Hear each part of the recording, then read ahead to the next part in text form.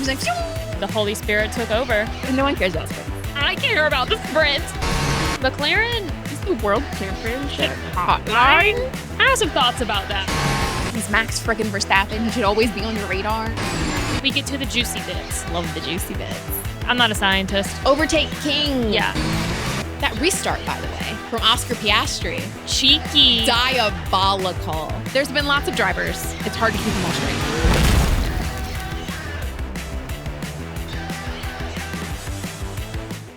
And we're live. I'm Anna. And I'm Jessica. And this is Why Are You Yelling? Welcome back to another, or the first. I don't know what order we're posting these. It's been a while, but this is the first of many team previews. Yeah, we're doing some F1 2026 team previews. In this episode, we are talking about Alpine. Yeah.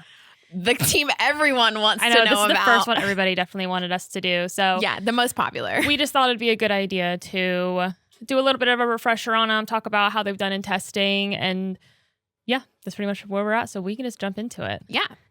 So if you don't remember who Alpine is, well, you could be forgiven yeah, for forgetting who they were or are. yeah, Because they were nowhere last year. no, literally nowhere. So let's just put it this way. They go into 2026 after having an extremely rough 2025 where they finished last in the constructors, both drivers, I believe, where it was like 19th, 20th, Mm-hmm. and neither of their replacement drivers or their new drivers, Jack Doohan, who was there with them for 6 races, or Franco Colapinto scored a single point. And they stopped developing the car very early in 2025, banking on the new regulations in 2026 and, Yeah. moving on to that. We'll so see it if that's paid off this which is year. the big question. Yeah. So their driver lineup has not changed besides the fact that they said goodbye to Jack Doohan, for sure, not coming back. Yeah, he was, I think, a reserve for the rest of last year. He was only with them for like a driver for 6 races, replaced by Franco Colapinto. He was a reserve, and now he is no longer a reserve and has moved on. Yes, he has moved on. And so the drivers are Pierre Gasly and Franco Colapinto going into the 2026 season. Now, Alpine's leadership has been interesting because the team principal was goodbye. Oliver Oakes resigned. Completely forgot that this was a storyline last season and was the weirdest thing.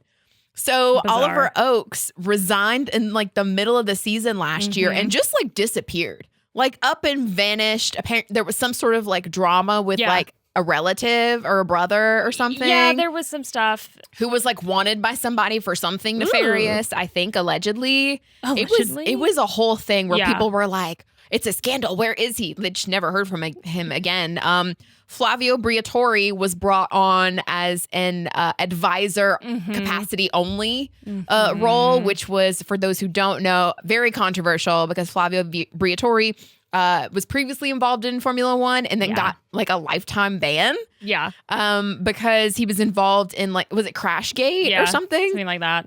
He was involved in a scandal where a driver intentionally crashed their car during, I want to say it was like qualifying, so that their teammate could secure a better qualifying position because by the teammate crashing, it would have red flagged the session. Yeah, it was. And so it was a whole thing, and it was apparently intentional, and Flavio was allegedly involved, and so he got a lifetime ban, and then he was brought back in an advisor-only capacity for Alpine, but he's effectively managing the team. He is pretty much the team principal in all but name. Exactly. So so he joined Alpine and he was basically covering Oakes' duties. And now Steve Nielsen has joined as managing director, but he reports to Briatore. So, I mean, let's just call it like it is. He's basically the team principal and is in charge of everything. So the big question for Alpine is, was it the right decision to stop developing the 2025 car in 2025? So, and they started early development in 2026 because, I mean, basically Alpine was just like, here, Colapinto, learn the tracks because other than that, we're not expecting too much. So we're just going to see how 2026 goes. And that's pretty much the big question. Yeah. Looking at like what went right, what went wrong last season. So what went right was that Pierre Gasly, his best finish was P6 at Silverstone in tricky conditions. The team scored 22 points total in 2025, which, I mean, hey. What went right? Yeah, it's better than no points. Yeah. Because some teams have been in that position before at the end of a season. So they got something. Yeah. What went wrong is as we already said, they stopped developing the car super early last season so that they could focus on the 2026 car and regulations. And so that really hindered their ability to make any sort of forward movement. Yeah. Last year, when all the other teams were still either already starting further ahead in development of their 2025 cars, or were still making some improvements and upgrades and stuff throughout the season. Yeah. So there was some mid-season turbulence, if you will, where Jack Doohan was replaced by Franco Colapinto after only 6 races, and then Oliver Oakes resigned. So that's, as we've mentioned, that there was a little bit of like, ooh, what's going on here with Alpine? There was some instability, we could say. Yeah. And so their championship results were dead last, 48 points behind P9, which was Sauber. Yeah. They just sucked hard last season. Defining story, Alpine in 2025, it was painful. Yeah. Very on track, off track, just not great for them. Mm-hmm. So maybe 2026 will be better. Hopefully. So has anything changed since last year? The only thing that's for sure changed is Jack Doohan is now not with Alpine. Because before, like you said, he was a reserve. He no longer is. The leadership personnel, I mean, Nielsen has joined as managing director, but like other than that, nothing has changed, which was the question if that was going to happen. Nothing has. And one thing that has changed is Alpine is now running Mercedes powered units instead of Renault. Okay. And so they'll be running Mercedes power units until the end of 2030. So that's something new for them. Yeah. We've had 2 weeks of testing, and this is sort of what it looked like for Alpine. They've been kind of very quiet about it because they're very like, we just want to run our plan. We just want to build a baseline rather than trying to like chase the headline of, am I the fastest? Am I this? Am I that? They're very like heads down, just hopefully all the work we put in last year is going to pay off. They did have a hiccup. Colapinto had a couple of issues early in preseason testing that interrupted the program, but the tone afterwards was basically it's fixed and we're going to continue on. One testing roundup had Alpine looking solid in the midfield mix with direct comparison to Haas. So I think there has been a session where they topped the times of the midfield teams. But we'll see. So, yeah. Looking at what the team has said publicly about testing, Steve Nielsen said that they've taken a step, but they don't know, like a step forward, but they don't really know where they stack up compared to everyone else yet, which, I mean, it's testing. You take everything with a grain of salt because a lot of teams are going to be sandbagging. They're not playing all their cards. They're not showing everything they can do. Yeah. They're looking for very specific data that they can then utilize for the rest of the season. So Pierre Gasly has said the car has improved day by day, but there's still a lot to refine. I think that's going to be a trend in what almost everybody's probably saying. They're like, we're getting better, but we're not the best. We're not the best. Don't get it twisted. No one wants to claim that they're the best or the fastest or anything like that. They're all pointing at everyone else being like, oh, but did you see the other team? They're looking scary. You should look over there. Yeah. Don't nothing to see here. Don't look over here. So that's basically the whole message from the team is that just keep all signs point to just get to Australia. And that'll be the first real sort of test to see where we're at. Yeah. So what it could mean, I mean, really, they're very cautious. The tone is just like, we're making, like we just said, we're taking a step. We don't know what kind of step it is. We think it's forward. We don't know how much, but we're going to find out. So the question is, though, now that they do have somewhat of a little bit of a clean baseline, they've had some good results in testing. The main thing is, can we turn that into consistent weekends where it counts? Which is why I think they're basically taking the approach of, we'll see. And so like we just said, it's a tie back to, let's see how Australia goes. So really what it could mean is we'll find out. Because they've been very silent about it. There's just not a lot to say because they're really quiet. Yeah, and they said they're not really chasing storylines, and that's kind of their headline is that they have yet to make one because they just got to wait and see. So that's kind of what we're waiting to see play out. And then we're looking at what can Pierre Gasly and Franco Colapinto do?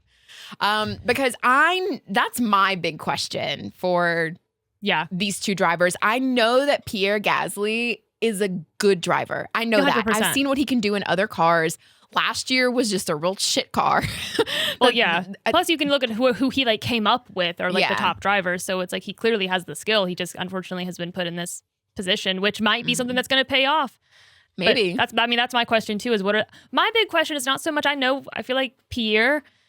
It's Franco. I know. Like you said, we know Pierre can perform if the car is there, because I mean he did things with the Alpine, sometimes even in outperforming what it could do. Yeah. Is what is Colapinto going to do? Because we saw what he could do in a Williams in 2024. But with Alpine, it was nothing. Yeah. And which, I mean, to be fair, it was a shitbox. So if this car has any sort of performance to be like dragged out of it, is he going to be able to do so? Yeah, I'm looking for Franco to get like back to the elbows out sort of vibe that he was giving in 2024 when he jumped in that Williams for a couple races. Yeah. Like he was really like, he was giving us a little bit of flavor. It was a little bit of like aggression with the driving. Yeah. That I saw like none of last season at all. Again, I'm sure it's due to the car, but I don't know how that situation will have affected his mindset or his ability or his performance. So, just wait and see. Briatore seems to like him and believe in him.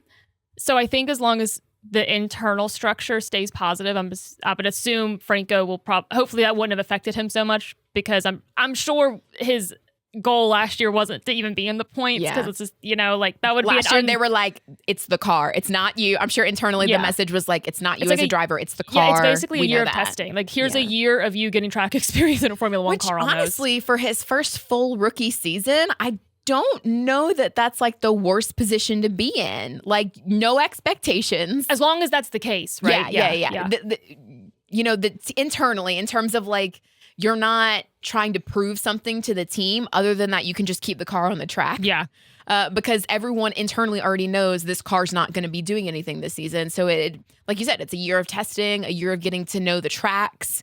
Your engineer, your team, getting to know the ins and outs of it. And there's no pressure because no one's expecting anything. So that kind of seems like we'll see if that ended up paying off and what he can do this season. I'm interested to see how that all plays out. I am too. I'm interested to see how Alpine does with the Mercedes engine. I mean, they did do well in the timings, so we'll see. That's my big question is, what is Franco Colapinto going to be capable of? Because I feel like I know Pierre Gasly is capable. But yeah, what's your question for Alpine?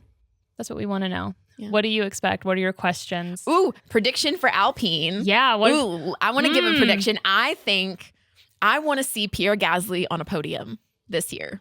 I would love to see that. And I think we'll see Colapinto. As if the timing sheet is anywhere how the car's performance actually will be, I think we could see Colapinto win the points. Okay. Maybe if it's just once. Just something, okay? That's a solid prediction. Yes. That has a good chance of coming true is Franco Colapinto gets a point. Yeah. But yeah, that's pretty much Alpine. No storyline, just keep their heads down. Yeah. All right. Well, we'll see you at the next preview. Yeah, on the next team preview. Bye.